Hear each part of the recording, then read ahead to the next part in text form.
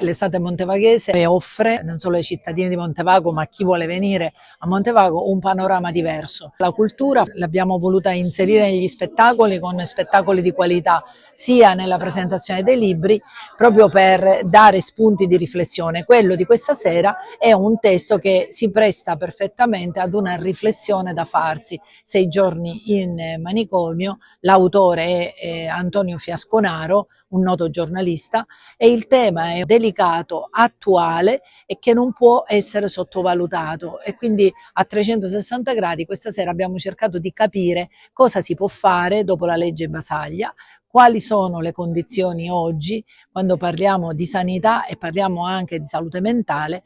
Quindi credo che sia stato interessante avere l'autore, parlare dell'argomento e sentire anche dall'altra parte cosa ne pensano i cittadini. In pratica nasce da una mia inchiesta che ho realizzato nell'aprile del 1991 per il quotidiano La Sicilia.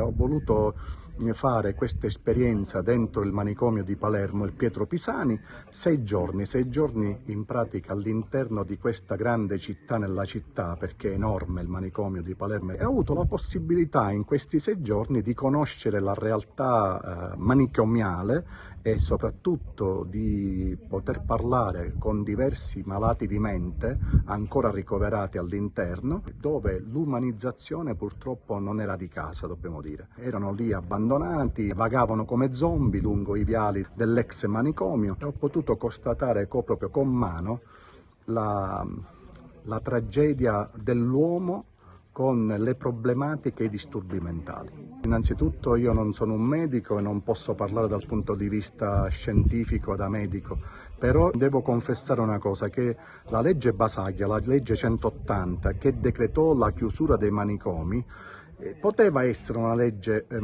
ottima per l'epoca, ma come al solito le istituzioni hanno fatto il bello e il cattivo tempo. Non fu applicata in tempo. La legge Basaglia è del 1978 e il manicomio di Palermo, ma non solo il manicomio di Palermo, quello anche di Agrigento, di Messina, di Catania, vennero chiuse dopo la metà del 1995-1996, quello di Palermo nel 96.